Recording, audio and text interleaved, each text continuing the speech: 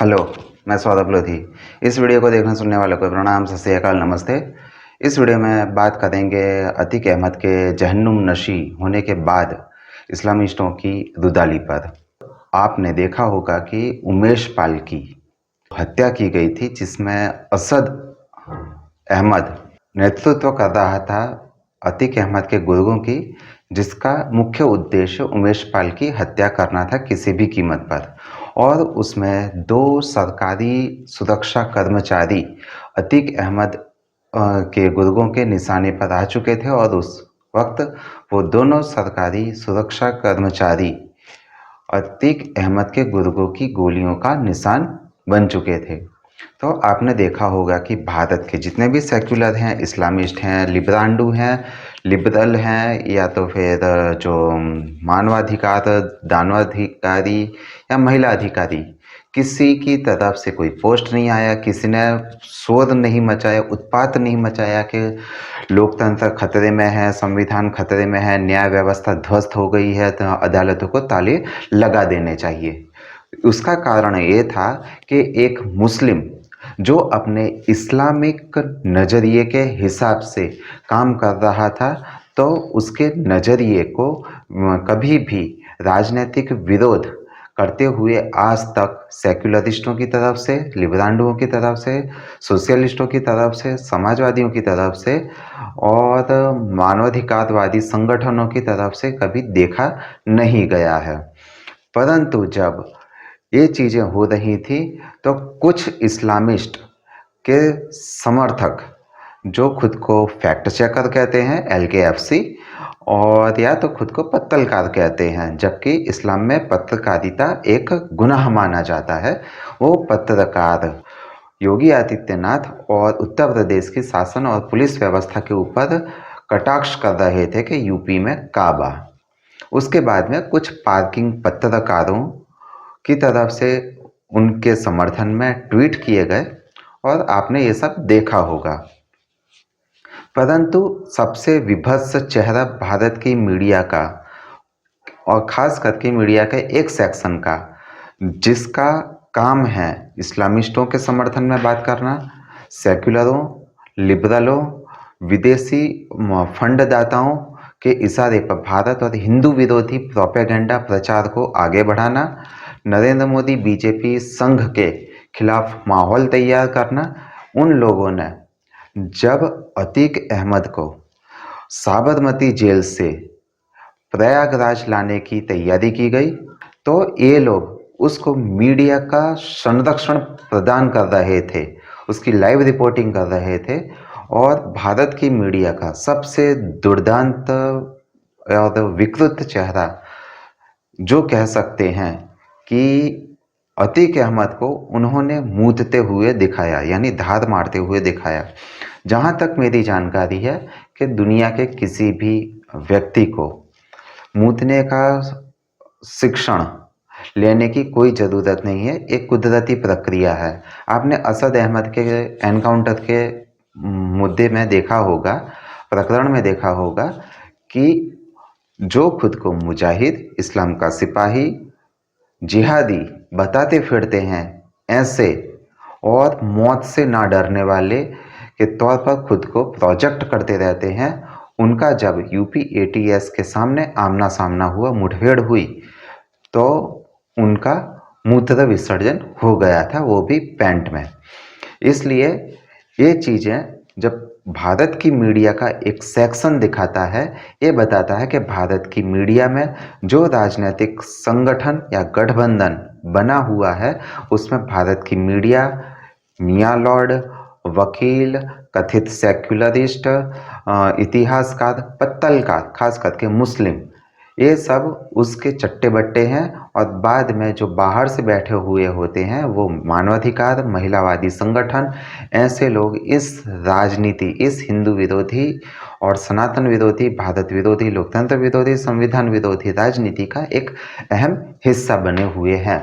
15 अप्रैल 2023 के दिन रात में जब अतीक अहमद और अशरफ अहमद दोनों भाइयों को गोली मार दी गई किसी हत्यारे ने, और ये चीज़ हम जैसे लोगों को भी थोड़ा अंदाज़ा आ गया था कि जब अतीक अहमद की लाइव रिपोर्टिंग की गई थी, उसको जेल से प्रयागराज ट्रांसफ़र किया गया था, तब ये एक बात सोचते थे कि मीडिया को इतनी हाईलाइट करने की ज़रूरत नहीं है, वरना कभी कोई गलत व्यक्ति ऐसी जगह पर पहुंचकर अपना काम करके साफ निकल जाएगा और बाद में जिम्मेदारी पुलिस के ऊपर और प्रशासन के ऊपर आएगी और फिर बाद में इसके ऊपर बहुत राजनीतिक रोटियां सेंकी जाएंगी।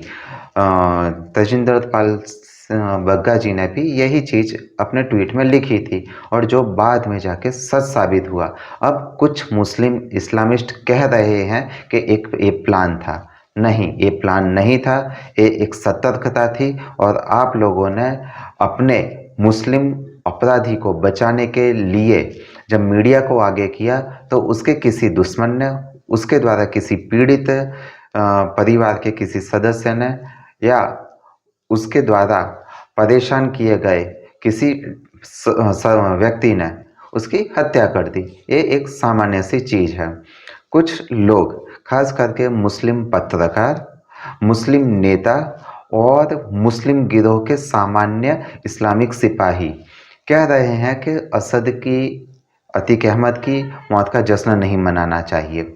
मैं भी मानता हूँ किसी मृत व्यक्ति की मौत के ऊपर जश्न नहीं मनाना चाहिए, परंतु आपने देखा होगा कि 9/11 हो, 26/11 हो या कहीं पे भी कोई गैर मुस्लिम इस्लामिस्टों के हाथों जब मारा जाता है, उसका कत्ल किया जाता है, तो सबसे ज़्यादा जश्न मुस्लिम मनाते हैं, इसे इस्लाम की जीत बताते हैं। उसकी मौत के ऊपर ये लोग मिठाइयाँ बांटते हुए नज़र दिख रहे हैं, जो आज कह रहे हैं कि असद, अतीक, अशरफ की मौत के ऊपर जश्न नहीं मनाना चाहिए। ये आपको मानव की जगह आपको दानव के तौर पर प्रस्तुत कर रही है।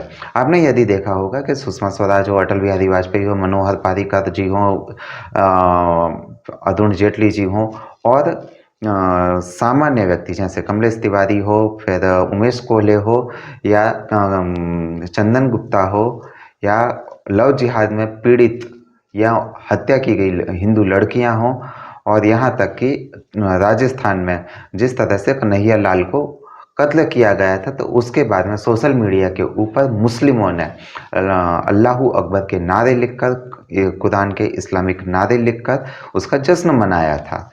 ये बात मैं मानता हूँ कि मुसलमानों को बिल्कुल भी करनी नहीं चाहिए, उनको कोई नैतिक अधिकार नहीं है। कुछ मुस्लिम, खास करके मुस्लिम नेता और उन मुस्लिम पत्तलकारों के, यानी कि LKFC चैकरों के मुस्लिम समर्थक हैं, वो कह रहे हैं कि ये न्यायतंत्र और कोर्ट को एक धक्का पहुंचाने वाली घटना घटी है, यानी कोर्टों को बंद करने का आदेश पारित कर देना चाहिए। तो मैं उनसे एक बात कहूँगा कि जब तन से जुदा के नारे लगते हैं, हिंदुओं के कत्ल किए जाते हैं, हिंदुओं के जनसंहार किए जाते हैं, तब आप लोग कहाँ पर चुप जाते हैं या आप कहाँ पर उस टाइम पे मर जाते हैं? तब आपको ना तो लोकतंत्र खतरे में दिखता है, ना न्यायतंत्र पर आप ताला लगाने की बात करते हुए नजर आते हैं। जिस तरह से आज मुसलमान, आज सेक्युलर, आज कथित पत्रकार न्यायतंत्र की बात करते हुए इस हत्याकांड को खराब बता रहे हैं, इसका विरोध कर रहे हैं, वो हकीकत में इतने कायर, इतने भीरू लोग हैं कि इन लोगों ने उमेश पाल और उसके जो दो अंगरक्षक थे, उनकी हत्या के वक्त एक भी ट्वीट पोस्ट नहीं किया था, बल्कि ये सभी के सभी मिलकर उत्तर प्रदेश की न्याय व्यवस्था, पुलिस तंत्र और योगी आदित्यनाथ, बीजेपी की सरकार, साथ में मोदी की सरकार यानी केंद्र सरकार के ऊपर तंज कर रहे थे, कटाक्ष कर रहे थे, उसका मजाक उड़ा रहे थे।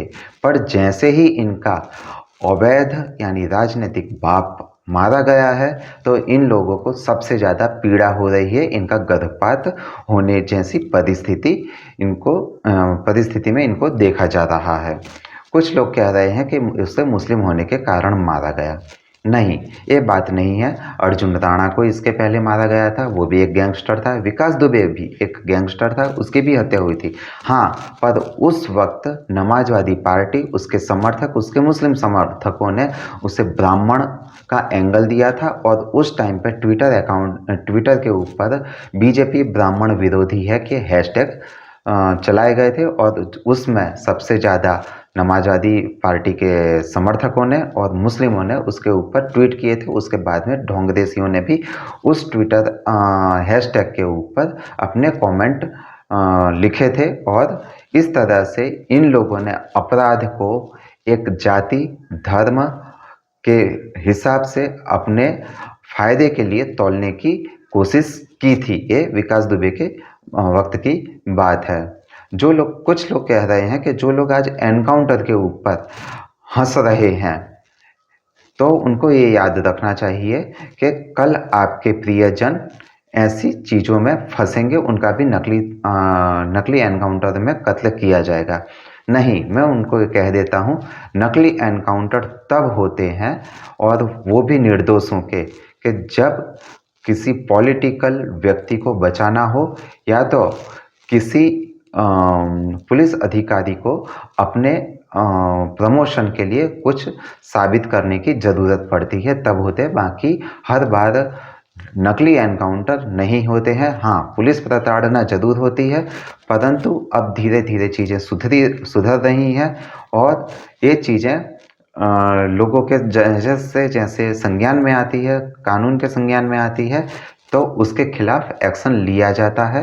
यदि आपने देखा होगा कि महाविनाश अघाड़ी के शासन के दौरान पुलिस प्रशासन के कुछ अधिकारी एंटीलिया यानी मुकेश अंबानी के बंगलों के बाहर बम विस्फोटकों से भरी हुई एक कार पार्क कर देते हैं और इस तरह से उनको डराने की कोशिश की जाती है। पर जैसे ही सरकार बदलती है, उन षड्यंत्रकारी पुलिस अधिकारियों के ऊपर और साथ में महाविनाश अघाड़ी के गृह मंत्रियों के ऊपर गाज गिरती हुई हम लोगों ने सबने देखी है।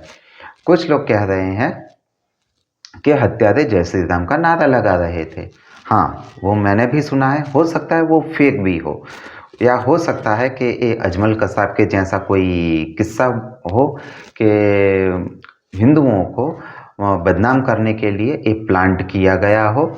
क्योंकि मैंने अभी तक देखा है और कईयों ने देखा है कि सामान्य से भी घटना होती है वर्तमान समय में, तो मुसलमान सबसे मुखर होकर हिंदू आतंकवाद, भगवा आतंकवादी, हिंदू टेररिस्ट, संघी टेररिस्ट जैसे शब्दों का इस्तेमाल करते हैं।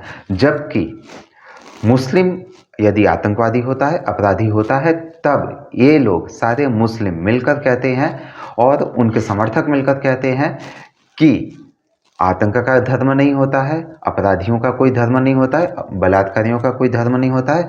अपराध, आतंक और बलात्कार और जघन्य हत्याकांडों को के जो आरोपी हैं उनके धर्म और जाति से उनको देखा नहीं जाना चाहिए।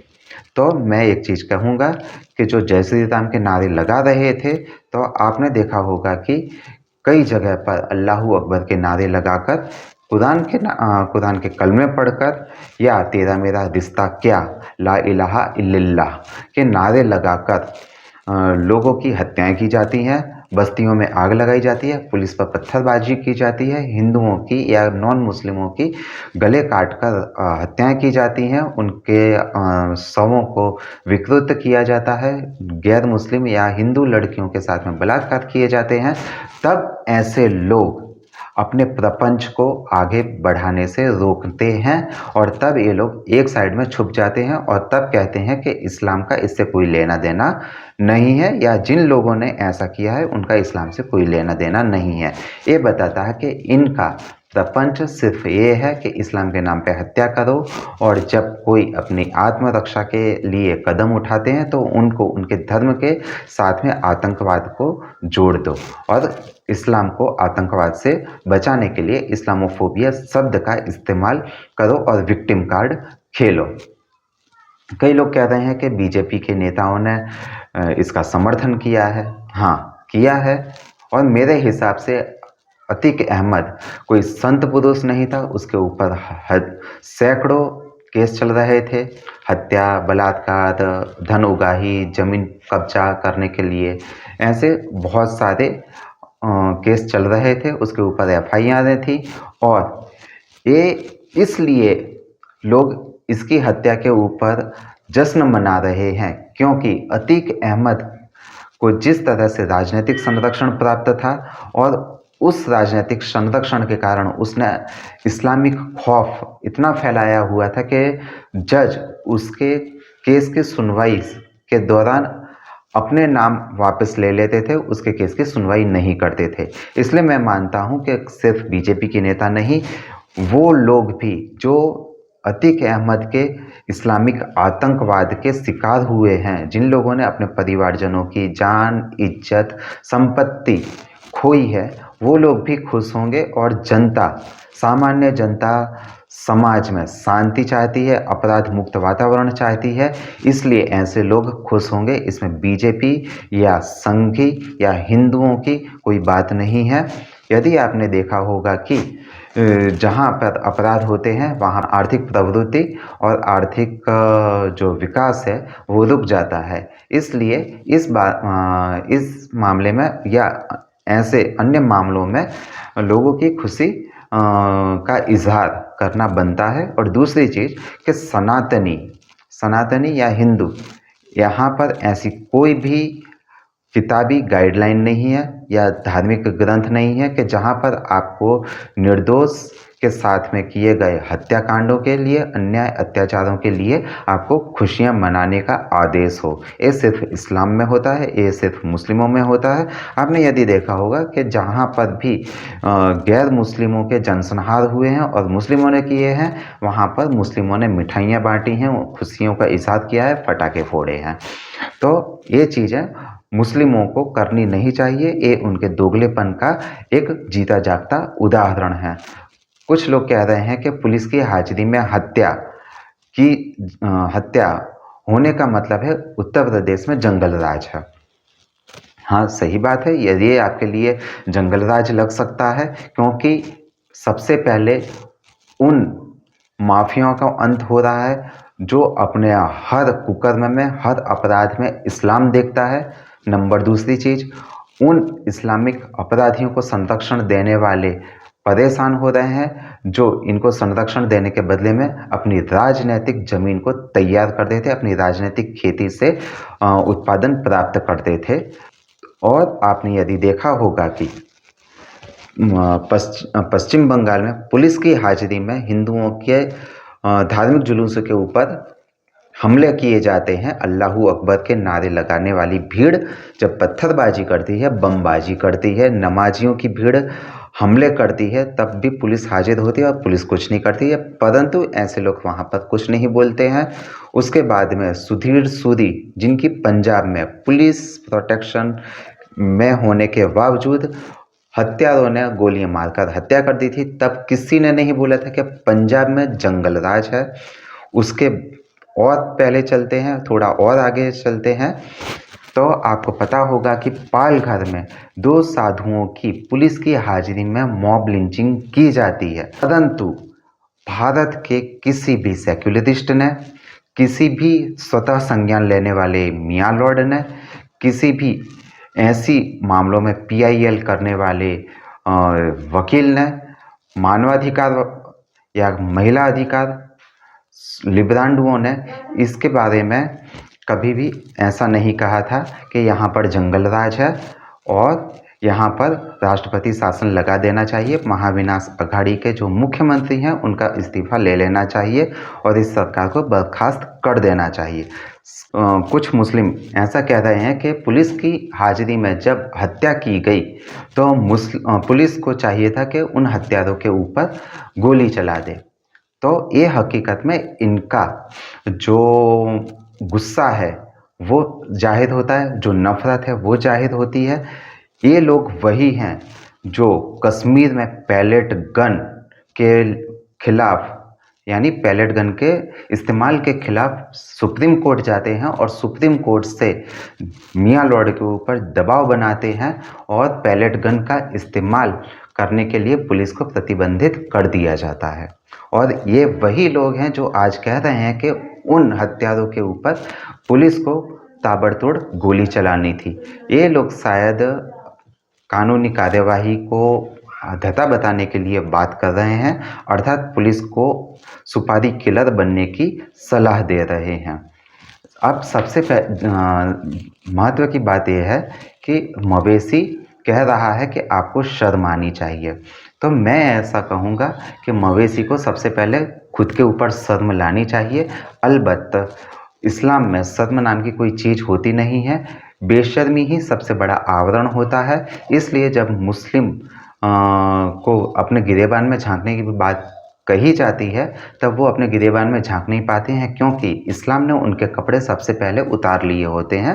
वो सिर्फ दिखावे के जो कपड़े होते हैं वो पहने हुए होते हैं, वो खुद में आत्मनिरीक्षण नहीं कर सकते हैं। यदि आपको पता होगा कि टी राजा ने और टी राजा के खिलाफ जिस प्रकार से इस्लामिस्टों ने अभियान चलाया था, नुपुर शर्मा के खिलाफ अभियान चलाया था, ये बताता है कि मवेशी को ऐसे मामलों में बोलने का कुछ भी अधिकार नहीं है, परंतु वो मुस्लिम है, अर्थात बेशर्म है, अमानवीय है और हैवान के एकदम करीब है। जो इंसान के स्वरूप में हैवान बनकर घूम रहा है, वो ऐसी बात करेगा। और दूसरी चीज़ है, वो कह रहा है कि वहाँ पे 2 लाशें पड़ी हुई हैं, आप उनको खा लो। नहीं, मैं ऐसा मानता हूँ और सनातनी भी ऐसा मानते हैं कि जो गाय खाते हैं और गाय खाते हैं वो इंसान को भी खाएंगे और खा सकते हैं। इसलिए हमें इंसानों को खाने की सलाह मत दो। ये काम सिर्फ इस्लामिस्टों का है, क्योंकि आईएसआईएस ने और आईएसआईएस के कुछ कमांडरों ने अपना खौफ बनाने के लिए, या वो विरोधियों के खिलाफ था या तो अपने यानी कि काफिरों के खिलाफ था, तो उन लोगों के शरीर के टुकड़े किए थे और उनके दिल निकालकर खा लिए थे।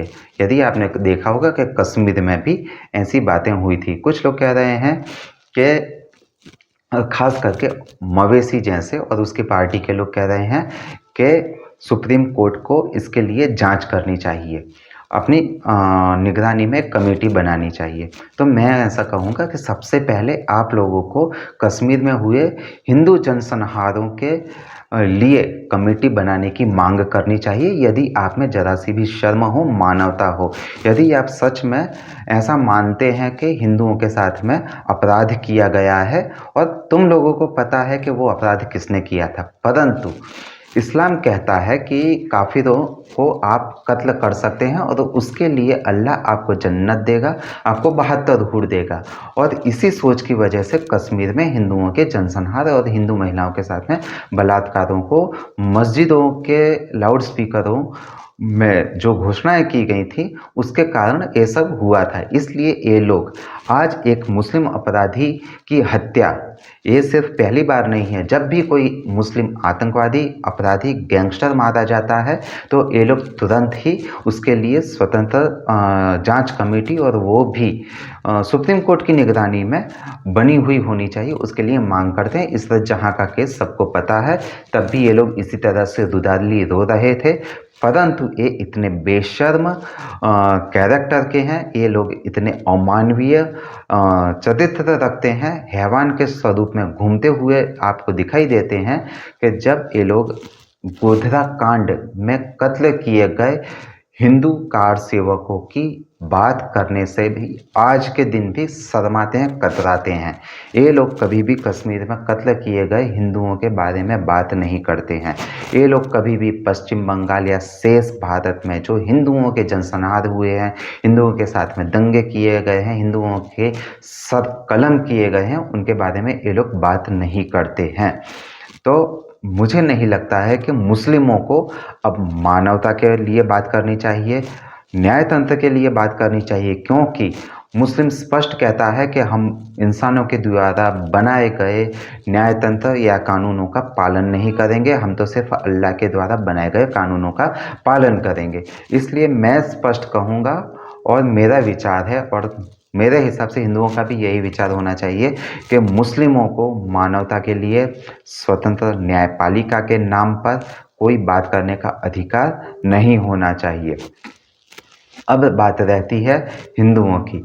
इस घटना के बाद में, और आप आगे भी देखेंगे कि जब भी कोई हिंदू की हत्या की जाएगी मुस्लिमों के द्वारा, तो वो हत्या इस्लाम के नाम पर जन्नत, 72 हूर और काफिर के नाम पर की जाती है, और तब कोई भी मुस्लिम उस अपराधी को पकड़ने में सहायता नहीं करेगा।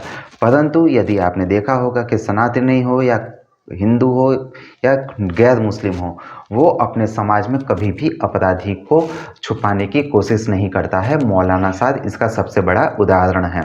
और अन्य अपराधी, यदि आप देखेंगे कि कश्मीर में जब कोई मुस्लिम आतंकवादी पकड़ा जाता है तो इस्लामिक भीड़ अल्लाहू अकबर के नारे लगाते हुए आती है और पुलिस पर और सेना के ऊपर पत्थरबाजी करती है। आप यही पैटर्न भारत में किसी भी राज्य में, किसी भी शहर में, किसी भी जिले में, किसी भी छोटे गांव में भी देख सकते हैं। ये बताता है कि इस्लामिस्ट, यानी कि भारत का मुस्लिम हो या विदेश का मुस्लिम हो या विश्व का मुस्लिम हो, वो पूरी तरह से एक चीज़ मानता है कि इस्लाम के अस्तित्व को बचाने के लिए अपराध, हिंसा, आतंकवाद ये ज़रूरी है, और जो जितना बड़ा अपराधी होगा और वो मुस्लिम होगा तो उसका बचाव करने के लिए पूरा मुस्लिम गिरोह, मैं समाज नहीं कहता हूँ, पूरा मुस्लिम गिरोह उसको बचाने के लिए, हिंसा के लिए तुरंत सड़कों पर उतरेगा, क्योंकि इसकी घोषणा मस्जिदों से मौलवी के द्वारा,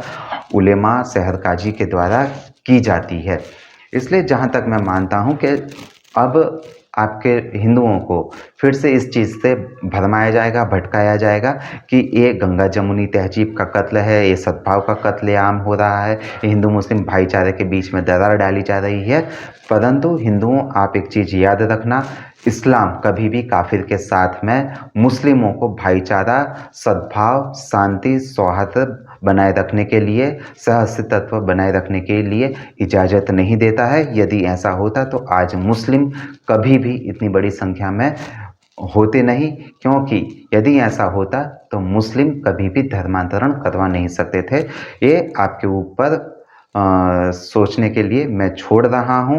और फिर से मैं कहूँगा कि अतीक अहमद, मुख्तार अंसारी जैसे माफिया तब बनते हैं कि नंबर 1 उस समाज में अपराध करने की प्रबल दृढ़ भावना हो, उसके लिए उनको बचपन से सिखाया जाता हो, उसके बाद में राजनीतिक संरक्षण मिलता है, उसके बाद में उस राजनीतिक संरक्षण को प्राप्त करने के लिए न्यायिक तंत्र के ऊपर दबाव बनाया जाता है। फिर बाद में पत्रकार और मानवाधिकार कार्यकर्ता, नारीवादी कार्यकर्ता इन चीज़ों में आगे आते हैं। फिर बाद में बुद्धिजीवी यानी कि कुट्टीजीवी जैसे हायर किए गए, जो पैसे फेंकने पर अपनी कलमें चलाते हैं, ऐसे लेखाकार, स्तंभकार आते हैं और ऐसे ही इस्लामिस्ट मुस्लिम अपराधी को सबसे बड़ा बाहुबली डॉन बनाकर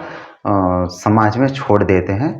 जैसे कि शहाबुद्दीन का आपको एक उदाहरण देखना चाहिए कि वो किस तरह से लोगों की, यानी अपने विरोधियों की और ख़ास करके हिंदू विरोधियों की हत्या करके अपना खौफ का साम्राज्य बनाता था और चलाता था। धन्यवाद।